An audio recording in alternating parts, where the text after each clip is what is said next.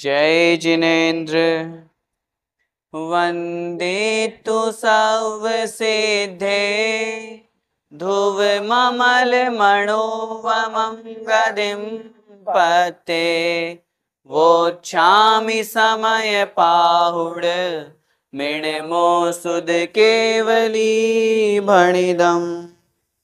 पंच परमेष्ठी भगवान की जय हो। वर्णन चल रहा है सर्व विशुद्ध ज्ञानाधिकार का। आचार्य भगवान कुंद कुंद स्वामी महाराज समयसार जी महान ग्रंथाधिराज में कह रहे हैं, यदि कोई व्यक्ति इस तरह मानता है, अज्ञान अवस्था में वह इस तरह की धारणा रखता है कि ये जो राग द्वेष आदि है ये मुझे पर के निमित्त से हुए हैं, शब्द आदि जो अन्य पर पदार्थ हैं, तो वह उन राग द्वेष आदि का त्याग करने के लिए उन पर पदार्थों का घात करता है। उसे आचार्य भगवान समझाते हैं, ये जो जीव के परिणाम हैं, राग द्वेष आदि हैं, ये जीव के स्वयं के हैं, अन्य पर पदार्थ ने नहीं किए। निमित्त नैमित्तिक संबंध हमारे यहाँ पर कहा गया है, उस अपेक्षा से हमें अनेकांत बुद्धि रखनी चाहिए। एकांत से हम ऐसा माने कि अन्य जो ये राग द्वेष आदि जो भाव हैं, ये अन्य पर पदार्थ अर्थात पर द्रव्य ने किए हैं, ये स्वयं जीव ने भी किए हैं। जब हम नए की अपेक्षा से चर्चा करेंगे, व्यवहार नय में सामान्य रूप से कथन किया जाएगा और निश्चय नय में ये कहा जाएगा ये परिणाम जीव ने स्वयं किए हैं। आज की इस कक्षा में हम 3 गाथाएं पढ़ेंगे जो व्यवहार नय को मुख्यता से लेकर के कही गई है। आचार्य भगवान एक शिल्पी के उदाहरण से हमें समझा रहे हैं। जिस प्रकार एक शिल्पी किसी भी कार्य को करता है तो क्या वो उस कार्यमय हो जाता है, क्या तन्मय हो जाता है? जैसे उसने कुंडल बनाया तो क्या शिल्पी कुंडल रूप हो गया? उत्तर मिलेगा नहीं।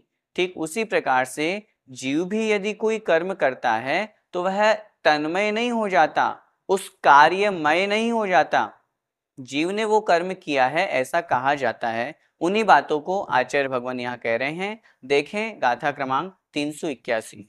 जह से पियो दुकरणे ही कुव्वदिणय सोदुतं महोदि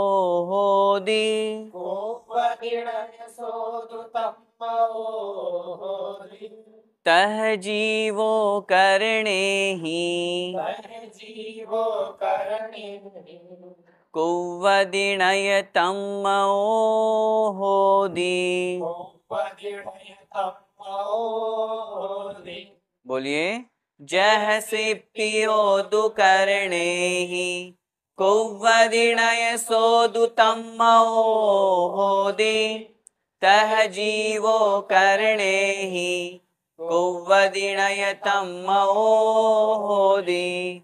जह से पियो दुकरणे ही कुव्वदिणय सोदुतं महोदि तह जीवो करणे ही कुव्वदिणय तं महोदि। गाथा का अर्थ देखें। जह सिप्पियो दुकरणे ही, जह मतलब जैसे, जिस प्रकार, सिप्पियो अर्थात शिल्पी, शिल्पी अर्थात कोई कारीगर, कोई भी कलाकारी करने वाला, बनाने वाला, करणे ही करण के द्वारा, करण अर्थात उपकरण, किसी भी साधन के द्वारा कर्म कुव्वदि अर्थात करता है।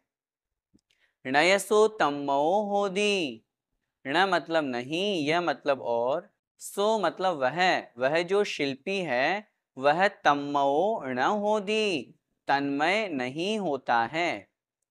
पिछली वाली गाथा को भी हम देखें। पिछली वाली गाथा में आचार्य भगवान ने कहा था, जैसे कोई शिल्पी कोई कर्म करता है तो वह उस कर्म को करते हुए तद्रूप नहीं हो जाता, तन्मय नहीं हो जाता।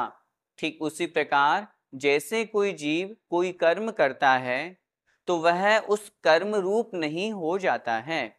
यहाँ पे अब करण की अपेक्षा से, साधन की अपेक्षा से कथन कर रहे हैं। देखिए फिर से, जह अर्थात जैसे, जिस प्रकार, शिप्पियो अर्थात शिल्पी, कोई कारीगर, करने ही, करण के द्वारा, उपकरण के द्वारा, किसी साधन के द्वारा, जैसे माना कि सुनार है तो वह हथौड़े आदि के द्वारा, कुव्वदी कोई कर्म करता है, परंतु णयसो तम्मो होदी, ण मतलब नहीं, यह मतलब और, सो मतलब वह शिल्पी, तम्मो होदी तन्मय होता है, परंतु वह शिल्पी तन्मय नहीं हो जाता। तन्मय से तात्पर्य है उसी कर्म रूप परिणत नहीं हो जाता। जैसे कर्ता और कर्म में वहां पिछली गाथा में अंतर बताया था, वैसे यहाँ करण के द्वारा, उन उपकरणों के द्वारा वह उस कार्य को करता है, कुंडल आदि बनाता है, लेकिन वह शिल्पी कुंडल रूप नहीं हो जाता। तह उसी प्रकार, वैसे ही, जीवो भी, जीव भी, यह मतलब और, उसी प्रकार जीव भी करने ही, करण के द्वारा, करण से तात्पर्य है योग, मन वचन काय रूप जो योग है, उपकरण है, इनके द्वारा कुव्वदी कर्म करता है, परंतु यह मतलब और, न तम्मो होदी, वह जीव तन्मय नहीं हो जाता, अर्थात उस कर्म रूप नहीं हो जाता। कहने का तात्पर्य बहुत सीधा सा है।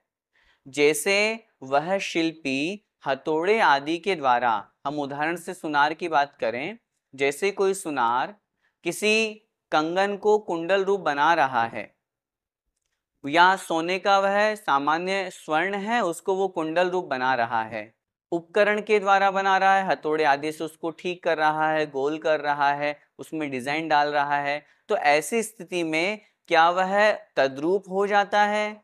क्या वह शिल्पी कुंडल रूप बन जाता है? उत्तर मिलेगा नहीं।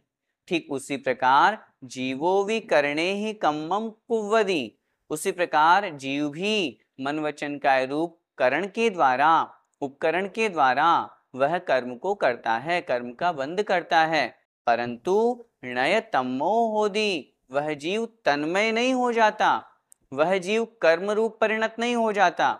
जैसे वह शिल्पी स्वर्ण का आभूषण बनाने रूप परिणत नहीं हुआ, ठीक उसी प्रकार वह जीव भी कर्म रूप परिणत नहीं होता है। एक बार फिर से गाथा का अर्थ देखें। जह जैसे, शिप्पियो अर्थात शिल्पी कोई कारीगर, करने ही अर्थात उपकरणों के द्वारा, साधन के द्वारा, हथौड़े आदि अस्त्र शस्त्र आदि के द्वारा, कुव्वदी अर्थात किसी कर्म को करता है, सो मतलब वह शिल्पी तम्मो न होदी, तद्रूप नहीं हो जाता, तन्मय नहीं हो जाता। तह उसी प्रकार जीवो भी, जीव भी करने ही, करण के द्वारा, साधनों के द्वारा, मन वचन का रूप के द्वारा, कम्मम कुव्वदी कर्म को करता है, परंतु तम्मो न होदी, वह जीव उस कर्म रूप नहीं हो जाता, तन्मय नहीं होता है। भावार्थ देखें। जैसे कारीगर हथौड़ा आदि उपकरणों के द्वारा कुंडल आदि कर्म को करता है, फिर भी उसके साथ तन्मय नहीं होता, ठीक उसी प्रकार जीव भी मन वचन काय आदि करणों के द्वारा कर्म को करता है, तो भी उसके साथ तन्मय नहीं होता है। भैया जी, मन आदि के द्वारा कर्मों को करने पर भी वह आत्मा तन्मय क्यों नहीं होता? वास्तविकता तो यह है कि प्रत्येक द्रव्य अपने अपने स्वभाव से, अपने अपने गुण से प्रकट होता है, उत्पन्न होता है। उदाहरण की अपेक्षा से यदि हम समझें, यहाँ पर हथौड़े आदि के द्वारा कुंडल रूप पर्याय बनी, तो क्या वह जो शिल्पी है वह कुंडल रूप तन्मय हुआ, अथवा क्या वह हथौड़ा उस कुंडल रूप तन्मय हुआ? करण के द्वारा अर्थात उपकरण, मन वचन काय के द्वारा कर्म करता है जीव, लेकिन क्या जीव तद्रूप हो जाता है, कर्म रूप हो जाता है? नहीं होता है। उसके लिए वो निमित्त है, वो साधन है। जैसे वह शिल्पी हथौड़े के द्वारा उस कुंडल को कर रहा है, कुंडल का निर्माण कर रहा है, लेकिन वह स्वयं कुंडल रूप नहीं हो रहा है, ठीक उसी प्रकार यह जीव मन वचन काय रूप करणों के द्वारा, उपकरण के द्वारा, साधन के द्वारा कर्म को करता है, लेकिन तद्रूप नहीं होता है, यही समझना चाहिए। पद्यानुवाद देखें। हस्तादि से मुकुट आदिक को बनाते, शिल्पी न शिल्पमय किंतु हुए दिखाते, है जीव कर्म करता निज इंद्रियों से, तादात्म्य पै न रखता उन पुद्गलों से। यहाँ एक शब्द आया है तादात्म्य। तादात्म्य संबंध जो होता है गुण और गुणी का, जो हटाए नहीं हटता। बात चल रही है यहाँ पे जीव जो है वो कर्म को करता है अपनी इंद्रियों के द्वारा, मन वचन काय के द्वारा अथवा स्पर्शन आदि इंद्रियों के द्वारा वह कर्म को करता है, लेकिन फिर भी वह तद्रूप नहीं हो जाता। जैसे गुण और गुणी में अभेद संबंध है, वैसे जीव और कर्म में अभेद संबंध नहीं है, वहां तो संश्लेष संबंध है। इसलिए आचार्य भगवान अंतिम पंक्ति में कह रहे हैं पे मतलब फिर भी उन पुद्गलों से वह तादात्म्य संबंध नहीं रखता। इसी बात को और आगे आचार्य भगवान अगली गाथा में कह रहे हैं, देखें। जह सिप्पियोदु करणाणीय, जैसे प्रियोदु करणाणीय, गिण्ण दिणय सोदु तम्मओ होदी, तह जीवो करणाणीय, गिण्ण दिणय तम्मओ होदी। बोलिए। जह सिप्पियोदु करणाणीय, गिण्ण दिणय सोदु तम्मओ होदी, तह जीवो करणाणीय, गिण्ण दिणय तम्मओ होदी। जह सिप्पियोदु करणाणीय, गिण्ण दिणय सोदु तम्मओ होदी, तह जीवो करणाणीय, गिण्ण दिणय तम्मओ होदी। गाथा का अर्थ देखें। जह सिप्पियोदु करणाणीय, जह मतलब जैसे, सिप्पियो अर्थात शिल्पी कोई कारीगर, करणाणि अर्थात उपकरणों को, जो अस्त्र शस्त्र आदि उपकरण हैं उनको, गिण्णदि ग्रहण करता है, णय सोदु तम्मो होदी लेकिन फिर भी, ण मतलब नहीं, यह मतलब और, सो मतलब वह, दु मतलब परंतु, फिर भी, तम्मो अर्थात तन्मय, होदी मतलब होता है, ण पहले लगा हुआ है उसको यहाँ लगा लेंगे, लेकिन फिर भी वह तन्मय नहीं होता है। क्या मतलब? पहले वाली गाथा में आचार्य भगवान ने बताया कि वह हथौड़े आदि के द्वारा उस स्वर्ण को बनाता है, जैसे कोई सुनार शिल्पी आदि है, तो भी वह तद्रूप नहीं होता, तन्मय नहीं होता। अब इस गाथा में आचार्य भगवान उसी बात को एक दूसरे रूप में प्रकट कर रहे हैं कि जैसे कोई शिल्पी कोई कारीगर करणाणि गिण्णदि अर्थात उपकरणों को ग्रहण करता है, हथौड़े को ग्रहण किया अथवा कोई अस्त्र शस्त्र को जिसके माध्यम से वह कोई कला बना रहा है, कोई वस्तु बना रहा है, तो उसके लिए उसने उपकरणों को ग्रहण करता है, परंतु ऐसी स्थिति में भी तम्मओ न होदी, वह शिल्पी तन्मय नहीं हो जाता, तद्रूप नहीं हो जाता। ठीक उसी प्रकार तह मतलब वैसे ही, जीवो मतलब जीव भी, करणाणीय अर्थात करणों को, करण से तात्पर्य पंचेंद्रिय अथवा काय आदि मन वचन काय रूप जो करण हैं, जो साधन है, जो निमित्त है, जिसके माध्यम से वह जीव कर्मों का बंध करता है, और उसमें विशेष रूप से यहाँ पर ग्रहण करना है काय आदि मन वचन काय, उनको गिण्णदि ग्रहण करता है, परंतु णय तम्मओ होदी, लेकिन वह जीव तन्मय नहीं होता है।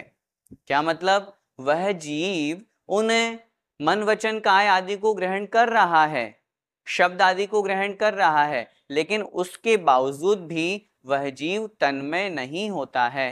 कैसे नहीं होता? जैसे वह शिल्पी उपकरण आदि को ग्रहण कर रहा है, ग्रहण करने के बावजूद भी वह शिल्पी उन तद्रूप अर्थात उस जो कर्म बना, जो क्रिया वहां पर हुई, जो कार्य बना अथवा आभूषण रूप जो हुआ, अथवा उन उपकरणों को ग्रहण करने के बावजूद भी वह शिल्पी तद्रूप नहीं होता है। उसी प्रकार जीव को जानना चाहिए। गाथा का भावार्थ, जैसे शिल्पी उन उपकरणों को ग्रहण करता है तो भी वह उनमें तन्मय नहीं होता, उसी प्रकार जीव भी काय आदि रूप जो करण है उन करणों को ग्रहण करता है तो भी उनमें तन्मय नहीं होता, बल्कि अपने ही स्वभाव रूप रहता है। यहाँ जो ये कथन किए जा रहे हैं ये व्यवहार न्याय की अपेक्षा से है। आचार्य भगवान स्वयं आगे गाथा में कहेंगे, अब व्यवहार रूप कथन हुआ, अब इसी को निश्चय रूप सुनो, वास्तविकता क्या है। इसलिए व्यवहार रूप कथन में यहाँ पर ज्ञानी जीव को ग्रहण नहीं किया गया। ज्ञानी का तात्पर्य तो जो स्वसंवेदन ज्ञान से संयुक्त है, वह तो किसी भी प्रकार से कर्मों को नहीं करता, वह तो सिर्फ आत्म स्वरूप में लीन रहता है। ऐसा वर्णन हम पहले पढ़ करके आ चुके हैं। इसलिए यहाँ जो वर्णन है ये उस आत्म स्वसंवेदन से जो च्युत हो गए हैं, जो छूट गए हैं, जो बाहरी अवस्था में हैं, उनकी अपेक्षा से कथन किया गया है। पद्यानुवाद देखें। शस्त्रास्त्र शिल्प करने गहता अनेको, शिल्पी न तन्मय बना वह भिन्न देखो। स्वीकारता यद्यपि कर्म तथापि पापी, आत्मा न कर्ममय आप बना कदापि। गाथार्थ का पूरा ये पद्यानुवाद यहाँ पर आचार्य भगवान ने दे दिया। शस्त्र आदि जो शस्त्र है, अस्त्र हैं, उनको अनेक प्रकार के उन शिल्प को करने वाला, कला को बनाने वाला, मूर्ति अथवा अन्य किसी को भी बनाने वाला वह शिल्पी ग्रहण करता है, परंतु न तन्मय बना, देखो वह भिन्न ही है, उस रूप नहीं बना है। स्वीकारता यद्यपि कर्म तथापि पापी, जो पापी जीव हैं, संसार में जो हम भटक रहे हैं, ये हम कर्मों को स्वीकारते हैं, कर्मों को हम ग्रहण करते हैं, कर्म हम बंद करते हैं, लेकिन फिर भी आत्मा न कर्ममय, आत्मा कभी भी कर्ममय नहीं होता। आप बना कदापि, आप मतलब आत्मा, कदापि कभी भी, अनादि काल से कर्म के साथ में इस आत्मा का संबंध जुड़ा हुआ है, संश्लेष संबंध है, दूध और पानी के जैसा संबंध है, लेकिन फिर भी आज तक आत्मा कर्म नहीं बना, कर्म आत्मा नहीं बना। यही तो सबसे बड़ी विशेषता है। और तभी हमारा जैन दर्शन कहता है कर्म अलग करके हम शुद्ध स्वपद को प्राप्त कर सकते हैं। इन्हीं बातों को आचार्य भगवान अगली एक और गाथा के माध्यम से कह रहे हैं कि यह जीव कर्म के फल को भी भोगता है, लेकिन फिर भी तद्रूप तन्मय नहीं होता। देखें। जहसी पियोदुकम फलम, जैसे पियोदुकम फलम, भुञ्जदिणय सोदुतं महोदि, भुञ्जदिणय सोदुतं महोदि, तह जीवो कम फलम, जीवोकं फलम्। भुञ्जदिणय सोदुतं महोदि। भुञ्जदिणय सोदुतं महोदि। बोलिए।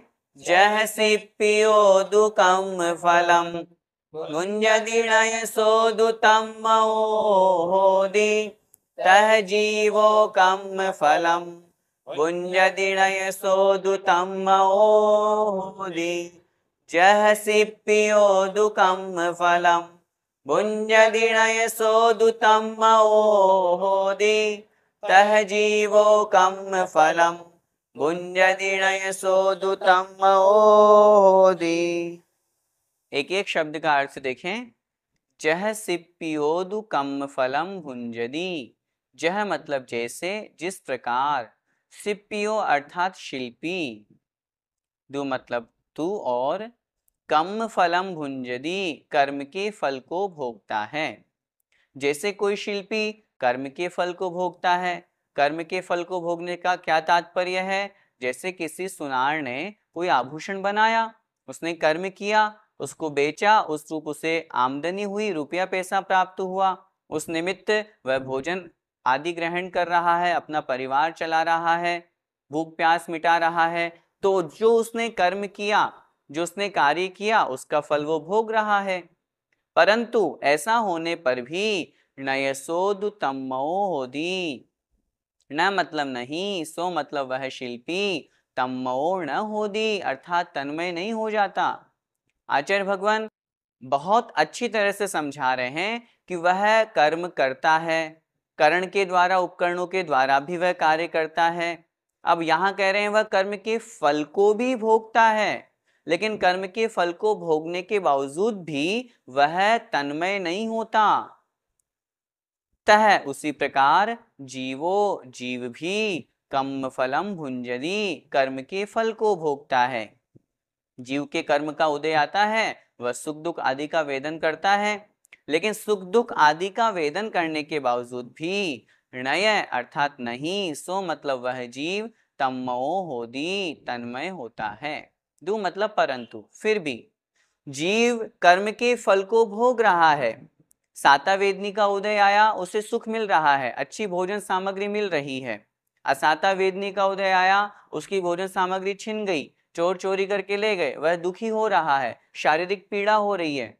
वह कर्म के फल को भोग रहा है, लेकिन कर्म के फल को भोगने के बावजूद भी वह जीव कभी भी तन्मय नहीं होता, उस कर्म रूप में नहीं होता है, वह अपने स्वभाव में ही रहता है। स्वभाव में रहने का तात्पर्य है आत्मा कभी कर्म रूप नहीं होती है। फिर से गाथा का अर्थ देखें। जय मतलब जैसे, जिस प्रकार, सिप्पियो अर्थात कोई शिल्पी, कर्म फलम भुंजदी, कर्म के फल को भोगता है। नयसोदु तम्मो होदी, लेकिन फिर भी कर्म के फल को भोगने पर भी वह शिल्पी तन्मय नहीं होता है, तद्रूप नहीं होता है, उस रूप नहीं होता है।